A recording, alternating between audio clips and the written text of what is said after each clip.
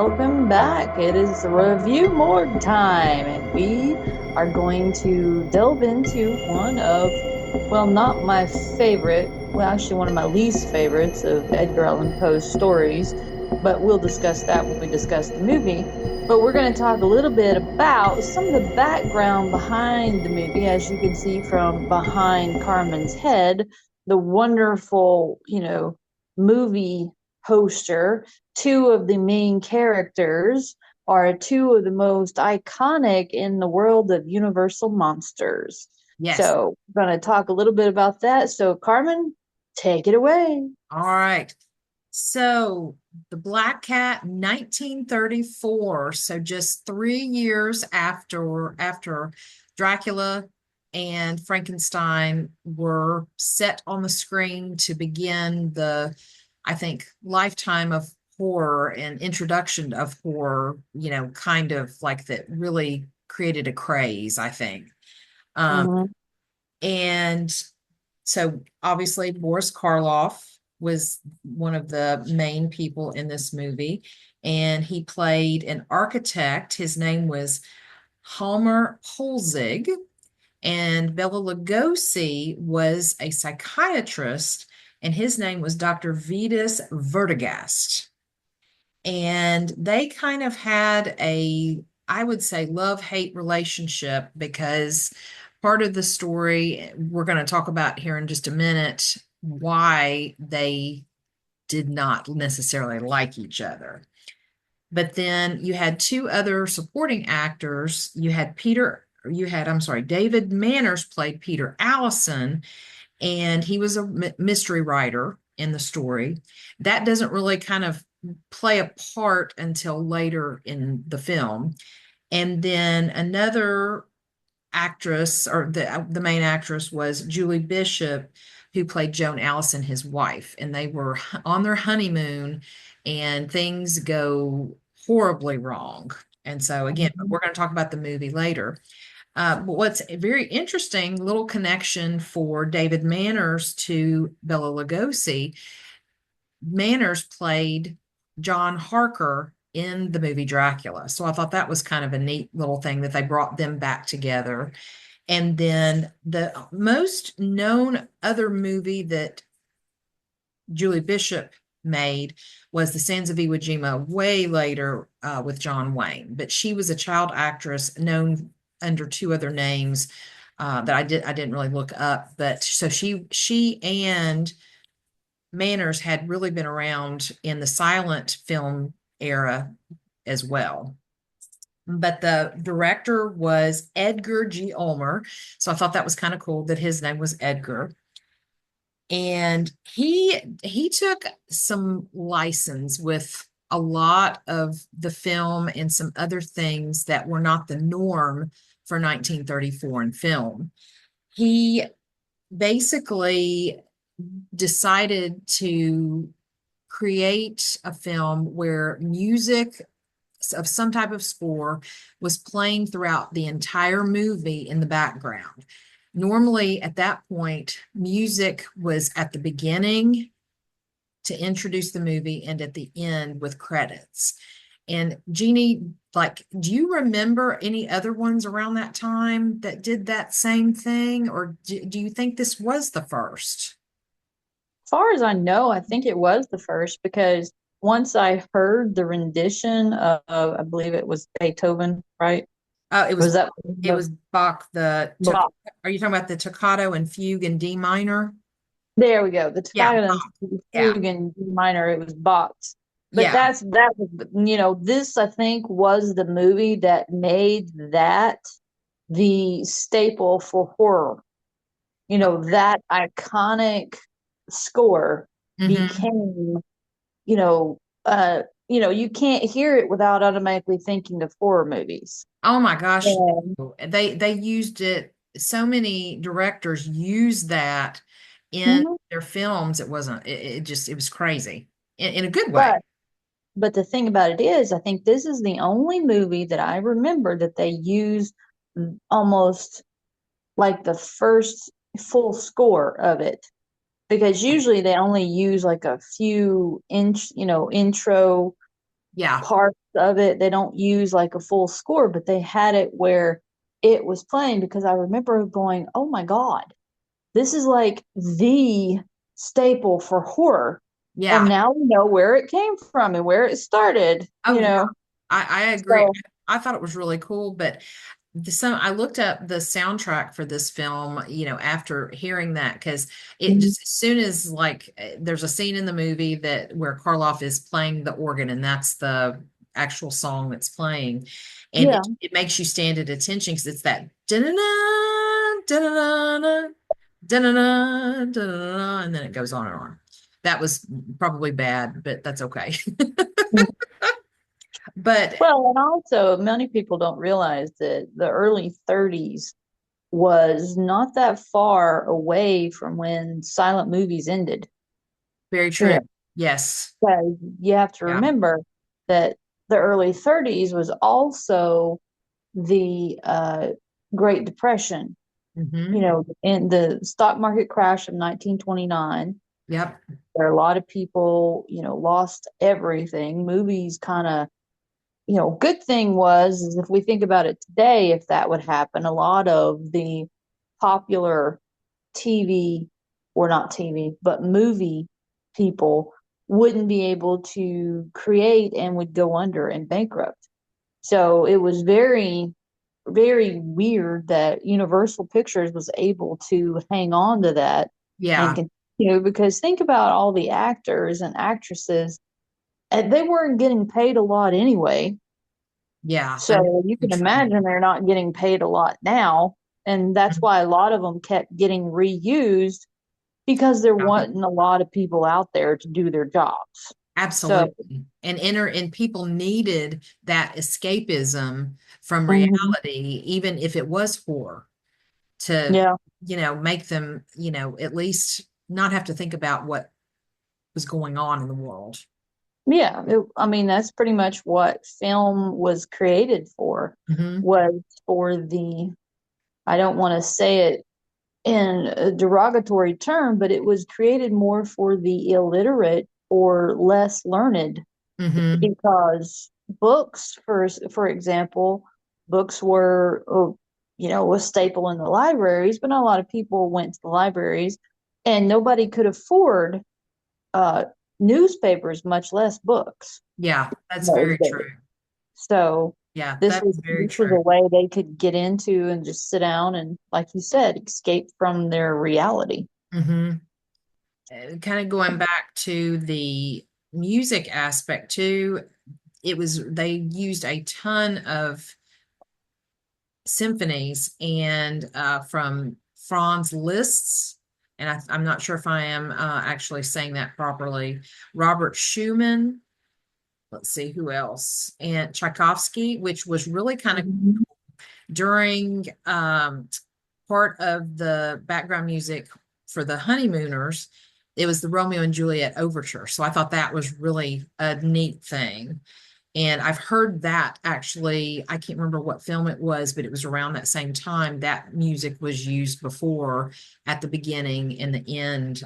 It actually may have been Dracula, because I think Dracula originally did not have music added, and then people have added it back in later, just at the beginning and the end. And Well, and once more, those types of classical scores were perfect for these movies, yes, because they were created just as instrumentals. There's yeah, no, you know, singing, there's no lyrics. It's all about where the music does the talking. yes, and sets the tone, sets the scene and the Mhm. ambiance. Two other, we mentioned Bach, and then Franz Schubert, and also Brahms, Mhm. and Beethoven. And so, a lot of the big named musicians and creators of some of the greatest symphonies that have ever been. Yeah, and the thing that we could think about too is during this early 1930s, they weren't that old. You know, they hadn't No, been dead that long. no.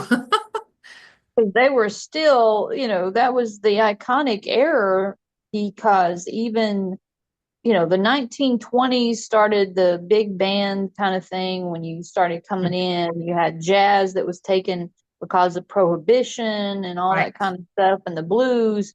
But even still, they were very juvenile or in their infancy, Yeah. whereas classical music was the big one that took over everything.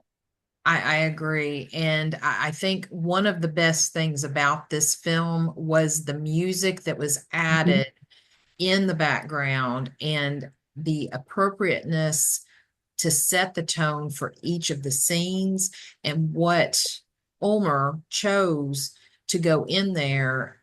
That part of what we're gonna, talking about this film, it was the best. It really, he did an amazing job.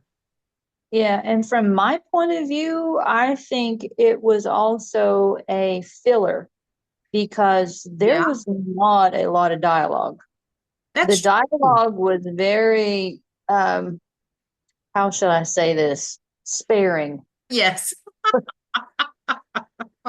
I mean, there was a Yeah. lot of the intense looks. It was like watching the body language more than listening to the words. Yeah, I totally agree. Yes. Because Karloff and Lugosi are, iconic for their body language, Hmm. not only just for their voices, because like we were talking earlier, I can just play a movie without looking at it and I can hear their voices. Yeah. I know exactly who they are. Yeah. I'm the same way. I honestly think that if I had just closed my eyes, I could have pictured in my head where they were, what it looked like throughout the whole movie based on how they were describing things and the music Mhm. setting the tone. Yeah. Absolutely. And that's one of the things with them being one of the staple artists of the time because Hmm. they were being reused and reused because, like we said, they were there, they were probably already known, and people needed to get some semblance of an audience. And so what better way to get the audience than to reuse people that, it'd be like in today's world. Hmm. Captain America. You can't think of Captain America without thinking of Chris Evans. That's true. Yeah, absolutely. So can't think of Dracula without thinking of Lugosi and Mhm. Karloff and Frankenstein and Wolfman and all those cool ones. Yeah. But Oh, so yeah. absolutely. But Well, yeah, let's talk about the movie. yeah, well, and the British title was called The House of Doom because there was really not as much of a Poe connection in Great Britain. And so they felt like, based on, and again, we're about to talk about the movie, why that House of Doom makes perfect sense. One other thing was that this was the first of 8 movies that Karloff and Lugosi would pair up and work together. So this Mhm. kind of set the stage for them working together for that many more movies, which is really, really cool. The And only one missing from that would make a perfect trifecta of that would been Vincent Price. oh yeah, absolutely. Well, yeah, absolutely. And like Lon Chaney because he was the Wolf Man. Yeah, but I'm thinking of more on the horror staples. I mean, Lon Chaney Okay, yeah. definitely, but Mm. if you think about the voices and the voices that tie to horror, you Yes, yes, cannot think of it without thinking of the trifecta of Karloff, Lugosi, and Price. yes. And They were what made horror in film. yeah, definitely their voices. And luckily enough, Vincent Price did get to work with Karloff later on. Yeah, but Doing it performance. wouldn't have been it would have just been perfect to get all three of them together. Oh my gosh, yeah. I wish they could have all three been in a movie together. That would have been just I seriously could have closed my eyes for that. Mhm. Yeah, That I could have watched the whole movie behind my eyelids. yeah. And this was Universal Pictures' biggest hit of 1934. Yeah, and I can understand why. Yeah, absolutely. You got star power, you've got Poe's name, and you've got just it is a very interesting story. The movie was well done, and again, we're about to go into all the details. But the one thing that I want to bring up first is this story, The Black Cat. It does have a black cat in it. It's called The Black Cat, but it is Poe in name only. Absolutely. I think that's why in the very beginning, when they start rolling the credits, it Mhm. says Immortal Edgar Allan. Yes. Yes. I'm like, well, they gave him credit for the name of the movie, and that's pretty much it. Yeah, and it pretty much what I read was that Ulmer I mean, to me, if you had Karloff and you had Lugosi, that's really all you needed to advertise this film. But Mhm. he felt like to draw more people in, he needed Poe's name, and that's why he did it. And that was smart. Well, and also, if you think about it, I don't really remember, other than Bram Stoker, Hmm. there being another writer and Agatha Christie that would be such a draw to a movie crowd. Because think about it, you Yeah. have Murder on the Orient Express, Hmm. which I don't think the first movie of that came out, I think in the 60s, maybe 50s, 60s. I think there is a 70s version.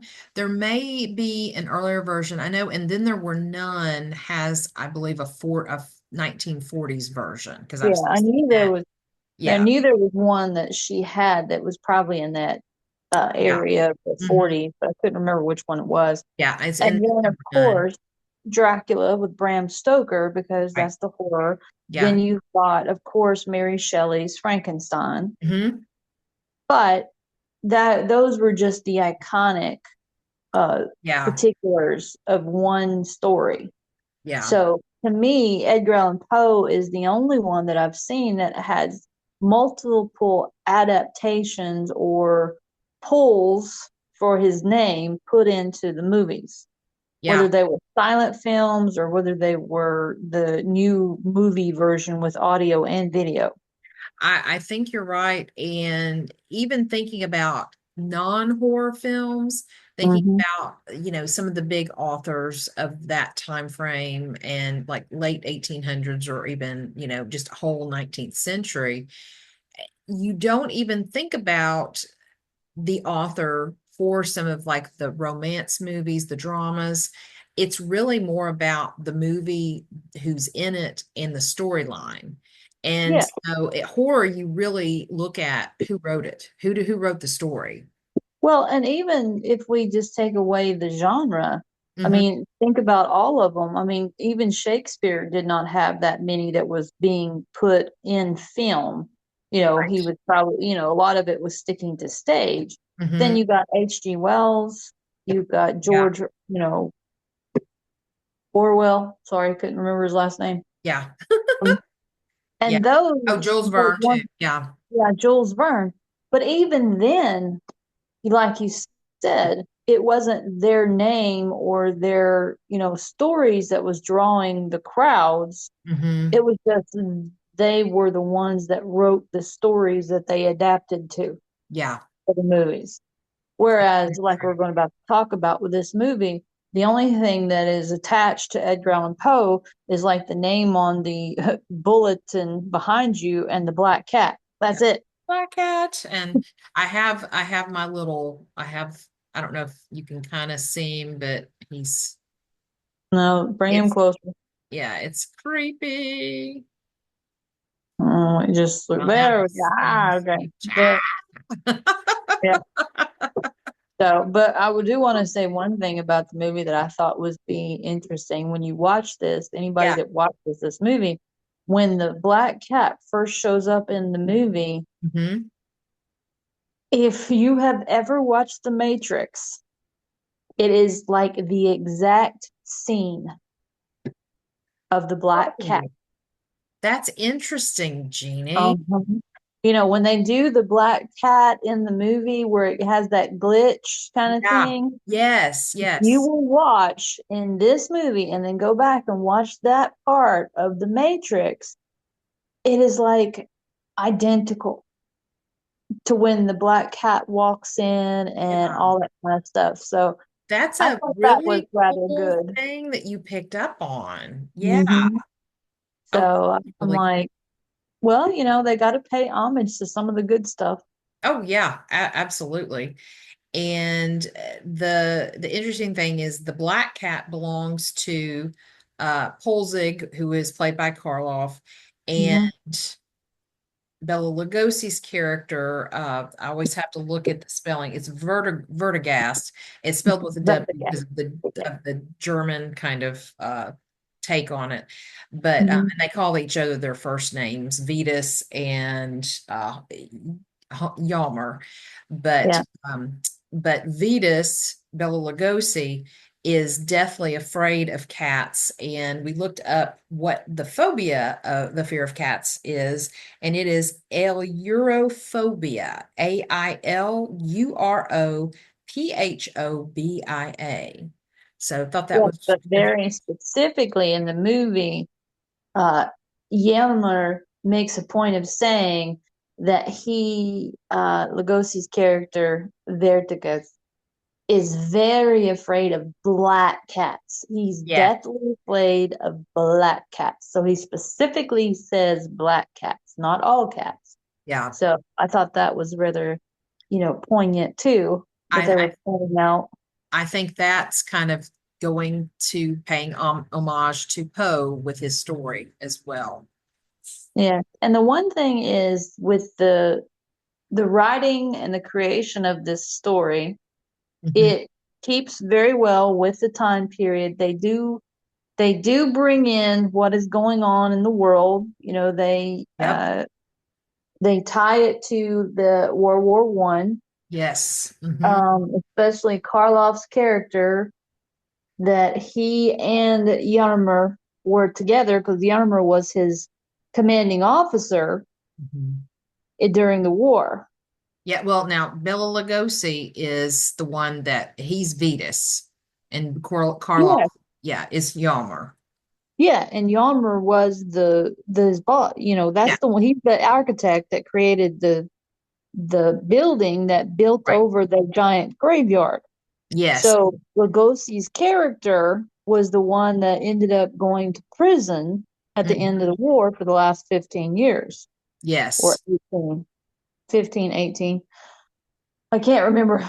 I think he said he was there for 15 years. I think you're right. Yeah. I think it was So, 15 years. Yeah. yeah. So that's how he ends up on the train with the Collins couple. Hmm.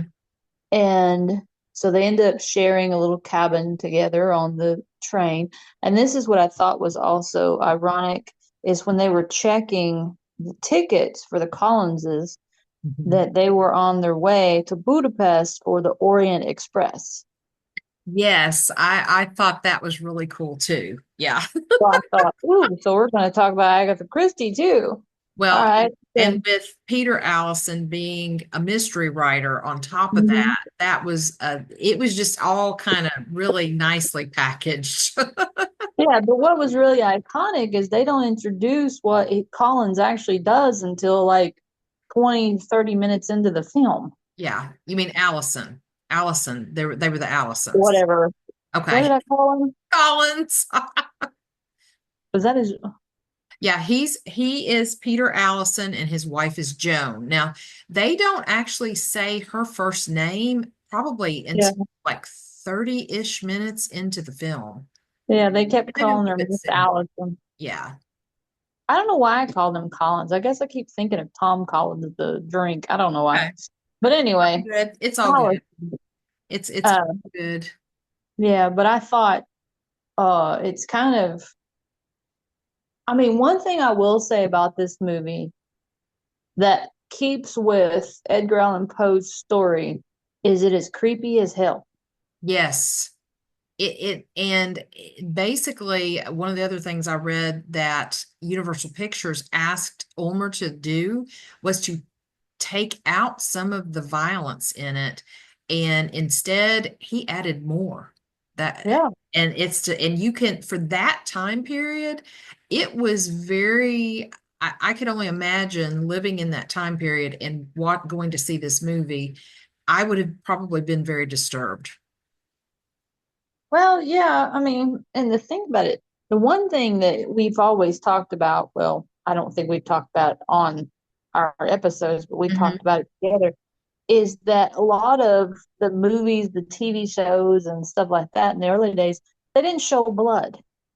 You No. know, they Mm, would show some wounds and stuff, but they wouldn't show blood, which right. I thought was very interesting in this movie Hmm. because one of the violent scenes, and this is another thing, is that people keep popping up with guns. They just pull guns out of their pockets, and I'm going, where'd that come from? I Okay. know. So Yeah. the surprise, the surprise gun just comes out of nowhere. But one of the servant of Lugosi's Hmm. gets shot, and Yes. you actually see that looks like blood on the back of his jacket when Yes. he gets up. So Hmm. that's very unusual. And I think what was also unusual about it, he was only shot once, but there were two bullet holes on the back of his jacket with blood on them. Yes. I thought Yeah. that was, I was Yeah. like, wow, I okay, it traveled. Woo, okay. yeah, Uh, I kind of I thought that was interesting as well. And there's one scene that once because there's an accident that happens, and Lugosi and the Allisons are traveling by carriage to the house, and the house of doom, I guess you could say, mhm, Elmer's house, and they get in an accident, and Lugosi's servant has to help them get up to the house.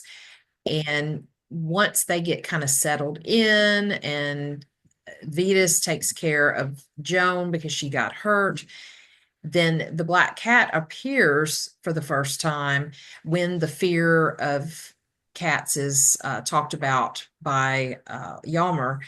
There's a very disturbing scene after that, and I don't know, Jeannie, if we want to give the spoiler alert on this, no, but I don't think it we need to give a lot of it away. So, not some of it is reminiscent of Poe's The Black Cat, but mhm. not not the exact same way. But we don't want to give too many spoilers for that. But Yeah, it it's was not surprising. identical to the story, but Yeah, it does pay homage with the creation of the scene. yeah, I agree. So Yeah, it, I mean, Lugosi and Karloff are excellent body language actors, and like we were discussing, there is not a lot of dialogue in this movie. yeah. And there's some points where you're sitting there going, are they going to do is just stare at each other? I mean, it's like, I mean, sure, you're building the suspense with the music and them staring at each other, but it's like it gives you new meaning to the words if looks could kill. Yes. And even looking at the poster, looking at the way their eyes are cutting to Mhm. each other, that was very well done for the Yeah, poster. yeah. And It's um very reminiscent with the cat in the middle going, ah, okay. I know. But Lugosi's character Vetus, he is very upset with Yalmer, but Yalmer doesn't they again, it's love-hate relationship. They work Mhm. together in the war, and pretty much Vetus is coming back for revenge. And as we know, that is a theme that runs through many Poe stories. And so again, I think that's a little bit of an homage to Poe. And also there is the female aspect that not only just with Mrs. Collins there, but Yeah. one of the whole Allison. reasons that Allison. I swear they changed their name to Collins. I'm sorry. I don't know why. It's like, I guess because Joan Collins and Tom Collins. I just That's don't so know. funny. That is Oh, weird. it's Allison, funny. Allison. It's like I got a block with the name Allison. But I anyway, know. I know. Anyway, just Joan and Peter. Vetus, Joan and Peter. yeah, the Vetus, there's the female, like I was saying, the female aspect that ties into Poe is that Vetus, one of the things is he's looking for his wife and his daughter. Yes. And he knows that Yammer has to know where she's at because Yammer went to America and told her that uh, Lugosi's characters was dead, that he had died Exactly. in prison. Yeah. And so that's one of the reasons why he shows up because he's come to reclaim his wife. Yes. And daughter, hopefully, because Yeah. he's at this point, he doesn't know whether they made it or not. Yes. And so this is where he finds out that uh, they're dead, apparently, Hmm. according to Karloff's character. They're both dead. Hmm. But we well know that, especially in Poe's stories, that the females have a tendency to show up somewhere in there. And so in this movie, they do show up, and it's very creepy how they show up. It is so Poe-esque. It is so Yeah. Poe-esque. But I I will I say don't even this. want to give it away for the spoiler alert because it No. it takes you back a minute when they show it. Yeah, and it really is, it's not really just taken aback. It's like, wow. Yeah. You know that this is something that is prominent, but you didn't realize that it was something they talked about in the movies Yeah. because they do discuss other things in other movies and everything, but this one will take you going, oh, It okay. really, you think you know what's going to happen, and then Mhm. the next scene will come along and it is so different than what you think it's going to be. Well, one thing I did notice is that in one of the scenes that Karloff, they were, you know, Mrs. Allison ends up being, I'll give this part away. Yeah. She's being obsessed over by all the men in the movie, basically. Yes. Yes. And one of the reasons they like to obsess is because, sacrificial lambs, and she's like the perfect sacrifice. Hmm. But one of the things in the movies is like right before the sacrifice, did you notice that the scene was almost reminiscent of Lugosi's in uh, the Rue Morgue when the at the Yes, it was. yes, yes, Yes, the way definitely they had it was. set up and Yes. what props they were using, it Hmm. was like, oh, this is like when they did Murders in the Rue Morgue. Yeah. Only And they flip flopped it. It's Karloff instead of Lugosi being the right. crazy person this time. Yeah, totally. And the other part of that too, with the women, to me, reminded me of the brides of Dracula. Mm-hmm. Well, just the way they were dressed, the way they were acting, and going, along with that scene. Yeah, and then as we were discussing, some of the instances with the hair dressing and stuff, that was reminiscent of Frankenstein's wife. Yes, or yeah, the monster's, yeah, wife, Yeah, however you want to say it, the bride of yeah, Frankenstein. the Yeah, monster Frankenstein, whatever. yes, Not there's, Dr. Frankenstein, but yes, whatever, they have the same hairdresser. Exactly. Like, oh, well, they use probably the same hairdresser in every movie. So, and Yes. I, wow, how much hairspray did we use for that scene? Oh yeah. Um, But and we totally can give away, because we've mentioned that, with there was a possible sacrifice that happens, mhm, that Karloff, Yalmer's character, Yalmer was a like satanic priest, and that's actually in the synopsis of the movie, and tells that he's wanting to make a sacrifice. And mhm. they don't go a lot in depth for that, and so I think that could have been like given more information about that. But because I felt like it didn't take away from the movie, but it helped to have Vetus's character trying to save her. Yeah. And one of the things I think maybe they kind of held off on that was tying the Satanism to the Yeah. World War One pie. Yeah. So That's very possible. Yeah. they were using a lot of the crossovers about Austria and Germany and things that they both were in the war. And Yanmer's character, Vita, was very much accusatory of him being the reason that a lot of the men died. Yes, Yeah, absolutely. he was the traitor, and so that's, I Hmm. think, with the Satanism aspect of it, along with the World War One and all that other kind of stuff, it did have a very political vibe. Yes, the undertones, definitely. Yeah. Hmm. But I think they may have held back a little bit on the storyline, not to be too in your face with it. Yeah, I think so too. And one of the when toward the end, when all the things were, coming to a head, and kind of the basically it was actually right before the ending, when Vetus was down, in the basement area, where that's where Vetus and Yalmer worked together in that building, and Mhm. that was where that he was held prisoner. He knew like where all the things were, and all the, I guess, torture type things.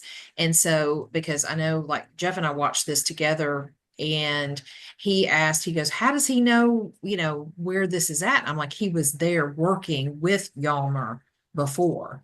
And so that was kind of a very interesting thing, that he was able to maneuver himself through the basement area trying to save her. Yeah, but it was also one of the battlements. It was the Yeah. place of one of the battlements, and they had, it was sitting on a load of dynamite, Yes. and that was their job during the war when they were fighting as soldiers at that battlement, Hmm. was to try to protect it Yeah. and use it for, they had places for the guns, for the snipers and all the, that kind of stuff. And Hmm. so that's why he knew where all that stuff was until, they got like I think it was 10 or 15,000 of them died at that particular spot because Yeah. the Germans took it over. Yes. Hmm. And then Yalmer, being an architect, bought it and rebuilt his home on it, Right. Yeah. which that was another thing that, Vita does not like. So I don't blame him. Yeah. Oh, I know. And, and it was very interesting, because you kind of expected that this was not the first time I had seen the movie, rewatching it again for us to have our discussion. The first time I watched it, and then, like, when Jeff and I rewatched it, he made the same comment. You expect this spooky old mansion type feel and vibe, and you walk in, the house from the outside in, it's very Art Deco, which 1934 makes total sense. And it was just very interesting how it was not so spooky, except for the shadows that were played around with. Yeah, it was very Frank Lloyd Wrightish Yes, yes. because of the modernization with the doors and Hmm. how the everything had such a clean, precise, you Yes. know, feel to it. Yeah, it totally did. It was just, it was one of those things that you don't expect. You think it's going to be just thinking about Poe, thinking about the 19th century, and just creepiness. And yes, it was creepy, but in a very different way. Yeah, and it also paid homage to what you see on the outside versus what's lurking underneath. Yes. Because Yeah. when in the movie, when they start utilizing the basement area and taking people into the basement, that's Hmm. where you get the creep factor, Yes. Oh, yeah. because that is where it's like the skeletons in the closet type attitude, which is Exactly. kind of ironic because he had all these dead bodies in the basement. So Oh, yeah. It had a serial killer vibe to it. So Oh, I know. It kind of reminded me, not totally, but just kind of referencing, but like House on Haunted Hill with Vincent Price, just mhm. thinking about what was beneath, down in the basement and just all the creepiness down there. It was the same kind of thing. I will say it didn't really it didn't really draw my attention to following it for the fact of figuring the story out. Mm-hmm. It mostly just kept me interested to see what in the world they were going to do next. Yeah. Because it was one of those things where it's like, huh? Huh? What? That? No, okay, whatever. Like, okay. But I did at the very end, I'm not going to give away the very ending part because Oh, I want yeah. people We to shouldn't do that. Yeah. get that themselves. But the one part of where Allison, I remembered his name this time, Mr. Allison being a mystery writer, Yes. I thought the very end was definitely a major shout out to Poe Yes. because of him Yes. being a literary critic and some of the critiques that he got as a writer. I totally agree. That was the ending is a really cool ending, and Mhm. it's not what you expect, No. because there's doom and gloom, and then there's the one last scene that you kind of don't Mhm. expect. Like I could even see some people thinking, what happens at the end, and then it's like, oh, it's done, but then they span to or pan to the train. I'll just say that. And yeah, very, very interesting. But yes, definitely a nod to Poe.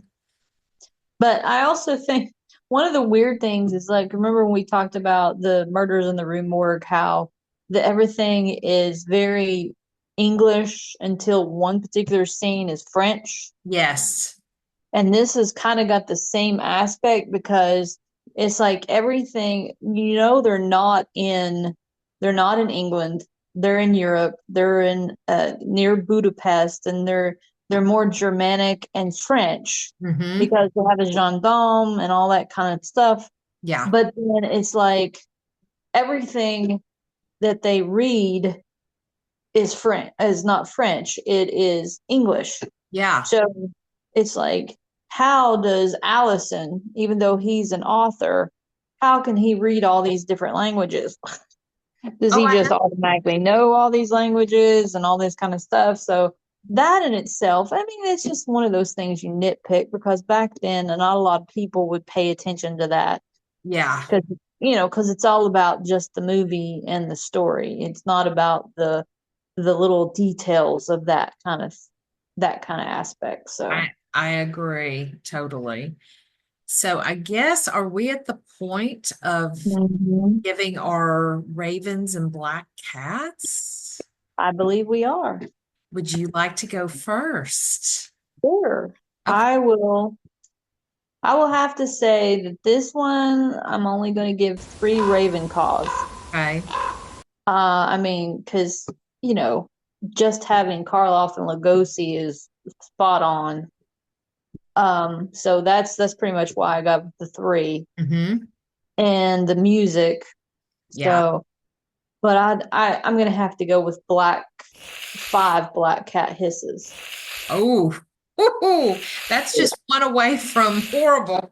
Exactly. I just the lack of the dialogue and just the storyline itself are so lacking to me Mhm. that it hurts that they put Edgar Allan Poe's name on it, in my opinion. Yeah. Yeah. I don't, even though I may not like Edgar Allan Poe's story, The Black Cat, because I'm very much a cat person and I don't like the abuse of the cat Hmm. in the story. But I really, really, really don't like that they attached Edgar to this Yeah. because, in my opinion, no, this was just strictly done for the money making political aspect of the time. There wasn't dialogue enough there, even with some, you know, major characters like Karloff and Lugosi. Hmm. It it still it still hurt. I mean, it's Yeah. like, will I ever watch this again? No. Yeah. I mean, I made it through the first time all the way, and but part of me was like, I really, really could have done without watching this. Yeah. You know, Yeah. And I what to remember say. first time I ever watched it, it had Poe's name on it. And, Mhm, I was like, I'm gonna watch this. And I was like, wow, this really mhm, is not Poe at all. Thinking of the Black Cat story itself. mhm. And so, yeah, it's not one that I go back to favorably to rewatch, because the only other time I've seen this was the original time I watched it because Poe's name was on it, and then rewatched it for our discussion. Yeah, it's like one of those things to where you want people to buy your work, to see your work, so you appeal to what you know that they're going to be attracted to. But Yeah. at the same time, it's once you get them, reeled in, you Mhm. you like fail miserably Yeah. about, I- providing what needs to be. Absolutely. And okay, so I guess it's my turn. So I'm Mhm. going to agree with you on Three Ravens, because I definitely think that, like I said at the very beginning, the music was the best part of this, besides having the star power of Karloff and Lugosi. I love both of those actors dearly, and loved almost everything they've been in that I have seen, because I haven't seen every single picture they've been in. But it just, again, the storyline played out again with some things that were very surprising. You think it's going to go one way, it goes another, which I like the twists, and so I can give it that.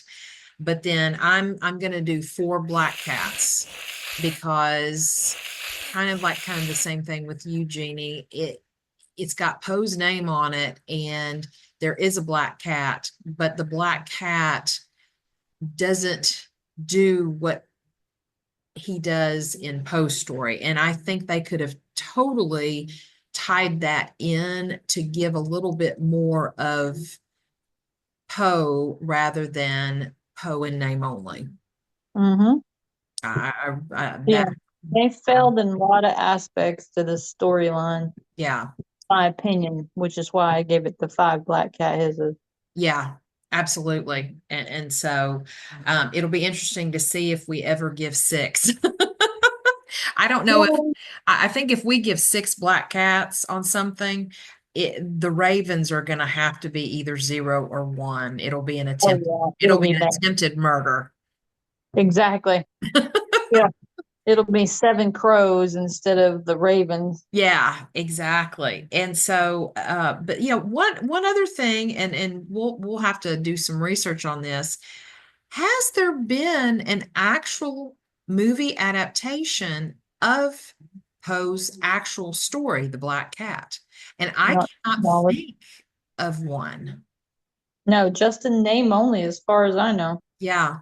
And I think when I was looking up like Poe movies a couple years ago, it seems like there may be another version or so of it called Yeah. Black Cat. Again, I have not watched them. This is the only one with the Black Cat that I've seen. It would just be interesting, because the nature of Poe's story is so dark, and with animal abuse and things like that, it, you kind of wonder how many people would want to tackle that, Mm-hmm. you know. Yeah, I mean, not a lot Not of saying you people can't. want to watch that. Now, there is a 1941 version of the Okay. Black Cat. Well, I guess we'll be getting there soon. Yeah, this one has Basil Rathbone in it. Okay. And this one actually talks more about cats in general. Okay. Well, So, we'll be visiting that one within the next, I don't know if we'll make it there this season or maybe it'll be season 5. might be, but so far I think that's the only one I'm finding. Okay. It's just an interesting thought, to think about, how many people have. Nope, I was wrong. There's one coming out in 2022 Oh, that it's well, a short, but it's only like 6 minutes, but it's called the Black Recat because it's not English. oh, okay. Well, and that would have been 2 years ago if it was 2022. Yeah, that's what Okay. I'm think. Okay. That's the only ones. Now it looks like there's more Pit and Pendulum, Murders in the Rue Morgue, Mask of the Red Death Hmm. that have been redone Okay. than there's been anything else. That kind of makes sense. Yeah. And of course, House of Usher, um, they kind of all tie in, Okay. as, things that have been done in Poe's name type of thing. Gotcha. Okay. It'll be interesting to see when we get there. Yep. Oh, So I think that's pretty much the end of this episode. think so. And I enjoyed talking about this one. And even though this was not one of our favorites, Hmm. it's always good to have our discussions on these. Yeah, and I mean it's good to find out, and that's one of the reasons why we're doing the review morgue is to see two different dramatic opinions. Yeah, absolutely. And our audience, our viewers, our listeners, let us know what you think. If you watch the film and if you agree, you disagree, just like Hmm. I always tell my students, you don't always have to agree with me. Have your own opinion when we read things. It's good to analyze. That's the whole point of having literature and movies and the types of media that we do is because everybody's going to have their own interpretation and their own ideas, whether they like it or dislike it. That's right. And it's great to think, to just makes you think. Yep, makes you have discussions and makes you think. That's the whole point of it all. Absolutely. All Well, right, I have enjoyed talking about this, me and too. I We are we are ho. out.